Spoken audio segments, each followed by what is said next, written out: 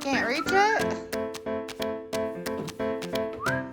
Finkel, you don't need that. It's just a baby monitor. What are you gonna do with it? You're a goat. Snowy kitty. You know what? This may be gruesome to some people. If you raise animals for meat, this is the least gruesome part, is the aftermath of it.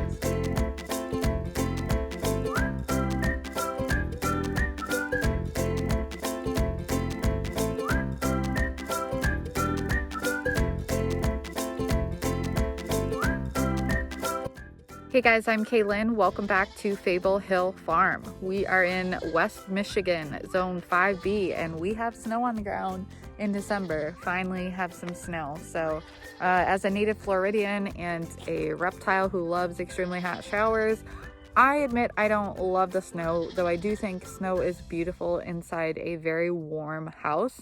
And I appreciate the beauty. I appreciate the necessity of seasons, even though, you know, growing up in Florida, I didn't know what seasons were. The bucks are happy they've been out in the snow, and the does are mostly hanging out in the barn, but they're hazed outside, so they got to come out if they want to eat. And yeah, so we're butchering ducks today. We've got 11 of our Muscovies. This is our last batch of babies from this year, and we just had to get it done. They're plenty big enough. We poured a ton of feed into them since, you know, the foraging has really gone down with them.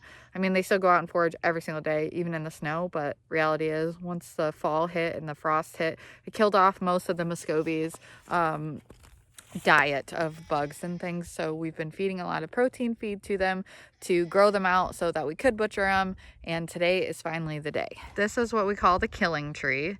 And you can see why. It's looking pretty gruesome after 11 ducks. You know, they're all processed at this point, and they're in the garage waiting their turn to be plucked. But it's just quite the dichotomy against the snow. And Archie, you can come talk to me, Arch. You can come talk to me? Meow. Don't want to get your paws cold? Say hello. Pretty girl, Arch. My beauty. My little black beauty.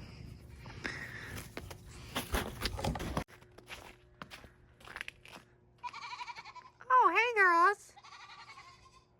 Bank, you got your head in there.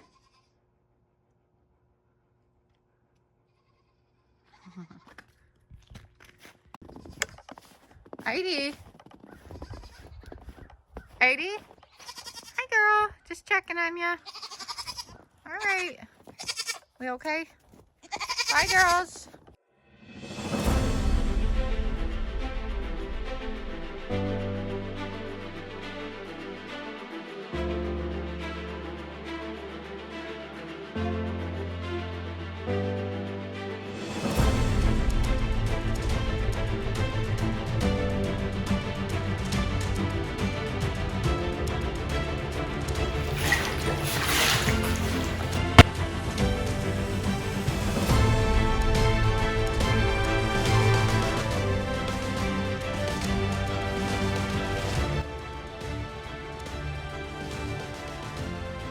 The reality is, this is super time consuming to get these feathers off, and it is a near impossible task. So after trying some different things, putting the Dawn dish soap, which was recommended by a couple of viewers after I posted my last Muscovy video, we're also using some different types of gloves today to try out, you know, getting a grip on there. And Trent has it in his mind that he wants to find a piece of rubber that he can put on his drill and try to do a plucker that way, or a defeather, I don't know what you want to call it. This is quite a process. We've got 11 ducks to do, and that's a lot of ducks to process. It's a lot of birds to process for 2 people with a sleeping baby inside. So on a Sunday afternoon, my husband goes to work early Monday morning and every day, Monday through Friday, and I'll be here with Ellie, you know, holding down the fort as usual. So it's just not realistic that we can pluck all of these ducks to the level of quality you would want to eat a skin-on whole duck. That's just the reality. There are some different things we're going to try in the spring with our other batches of Muscovies we raise next year. We're going to get some duck wax. We're going to, you know, come up with this defeather drill contraption and research that a little more and get something that actually works. But today what we've decided to do is to leave the skin on the breast, cut the breast out so we have a nice skin on duck breast, and then we're going to actually cut the legs out, and then the rest of the carcass is going to go in for bone broth. Little tip, I found that if you do like a chicken noodle soup with duck broth, that's much better to do like half and half duck, half chicken broth, because duck broth is very rich. And it can kind of be a little bit too much if you do it just on its own. So that's just a tip for you guys if you're wondering what to do with your duck broth.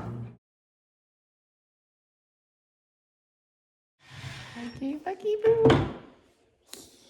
So it's the next morning after the ducks got butchered, and I just wanted to kind of share some thoughts before I end this video. It took my husband Trent a very long time yesterday to butcher all those ducks. Ellie woke up shortly after I got out there and started helping him, so I was really no help.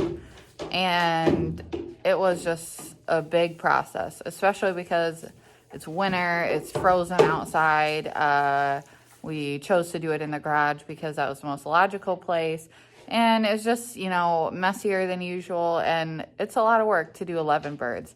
The duck feathers do not come off anywhere even remotely close to as easy as chicken feathers, and that's something obviously we learned last time, but it's still trying to get them off this time was really just a nightmare, and we're definitely looking into USDA approved processors in our area for next year that would potentially be able to butcher our Muscovies in quantity, so that way we can legally sell them as whole duck, or, you know, duck breast, duck legs, that kind of a thing. So we're going to be looking into that. And it's something that we do, you know, want to pursue. The thing I wanted to say about this whole experience, which is, might be the title of this video, I don't know yet. The biggest mistake that we made in raising Muscovy ducks is we let our ducks have a late hatch. And we live in a cold climate. We live in a northern climate. Again, we're in Michigan. That was a big mistake. That is a mistake we will not be making again.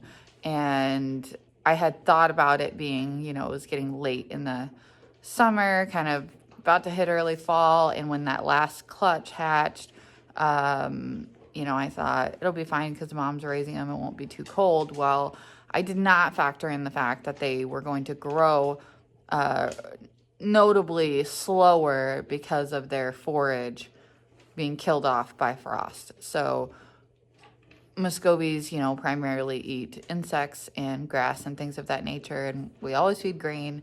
And if you haven't seen it, I recommend you check out my All About Muscovy videos, which explains that more in depth and talks a lot about my Muscovy flock and how we raise them and why we raise them. So I'll link that video down below.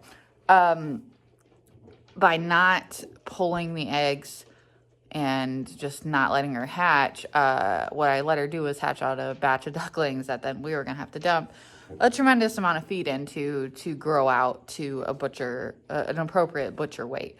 And that's what happened. And so we spent a lot more money in feed. I mean, a lot more money in feed to put it into these ducks than we normally do. And that's not something that we want to do. That's not economically feasible for us to do that with that many ducks, you know, in subsequent years, especially because next year we'll have quite a bit more hens than we did this year. So we should have quite a bit more ducklings.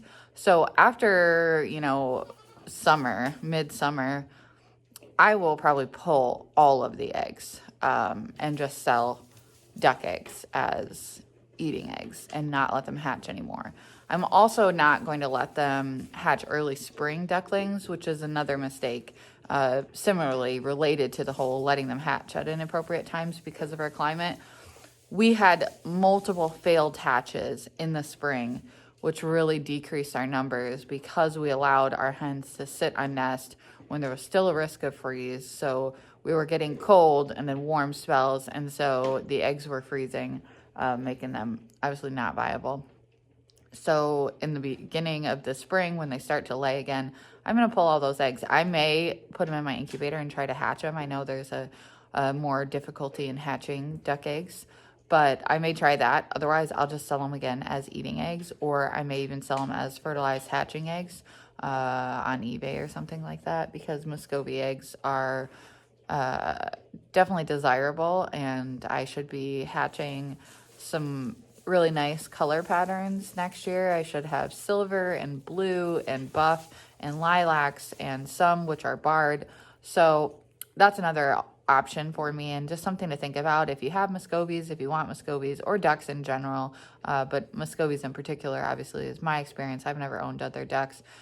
You really want to think about that is when you're allowing them to hatch eggs, because you don't want to wind up with this batch of ducks like we did. That was a real learning curve for us. It was a real lesson, and we will not be doing that again. So I hope you guys enjoyed this video. I hope you found it helpful and informative. Love to hear from you. If you're not already subscribed, please consider subscribing. If you're interested in Muscovy ducks, if you're interested in Nigerian dwarf goats and dairy goats and showing and breeding and milk testing of dairy goats, I am a member of the American Dairy Goat Association. There are other associations. That's just personally what I choose to do with my goats, is register them only through American Dairy Goat Association.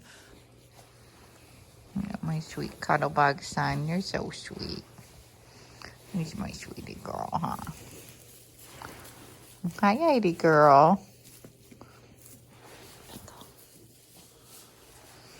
Thank you guys for watching. I hope you found this video informative. If you guys enjoyed this video, please give me a thumbs up. Subscribe if you're not already subscribed, and leave me a comment down below. I love to hear from you, especially requests for videos. What do you want to see from me? I hope you guys have a great day, whatever time of day it is for you, and I will see you guys in the next video.